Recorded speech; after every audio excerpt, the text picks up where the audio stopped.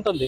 అయితే మీరు ఎదుర్కొంటున్నటువంటి సమస్యలు ఏంటని ప్రభుత్వానికి తెలియజేయాలి. రోజుకి 200, 300 సంపాదించుకోవాలి. వాయిలు కట్టకపోతే 2, 3 సంవత్సరాలు ఇది 10 రూపాయలు జోబులు నా జోబుల్లో లేదు. ఏం చేస్తాం మేము? ఓటు పెట్టి అడుగుతాం మేము. ప్రభుత్వానికి అడుక్కోలేము. ప్రభుత్వమే ప్రతి పేదోడుకున్న సహాయం చేయాలా. ఆర్థికంగా డెవలప్ అయితేనే భారతదేశం కానీ రాష్ట్రం కానీ డెవలప్ అయినట్టుగా. పెద్దోడు అయిపోయింది. పేదోళ్ళకు ఉండిపోతే డెవలప్ కాదు. అది కరెక్ట్ కాదు. చదువుకునే లక్ష్యం అది కాదు. ఎప్పుడు పేదోడు డెవలప్ అయితేనే అయినాడు. ఆర్థికంగా డెవలప్ అవ్వాలా. అది అక్కడ చంద్రబాబు ఎప్పుడు చేయడు. అది చేసిన ఆ రూల్ అది. ఇప్పుడు ఏటైపోతుంది, ప్రతి ఒక్క ఆటో ఓటు ఉండి ఇప్పుడు ఎవరికి జోబులు 100 రూపాయలు చూపించమని దమ్ముంటే ఎవడు 100 రూపాయలు చూపించమను. 100 రూపాయలు జోబులు ఎవడు లేదు. నా జోబులు కూడా 100 రూపాయలు లేదు. 20 రూపాయలు ఉంది జోబులు చూపించాలి నీకు.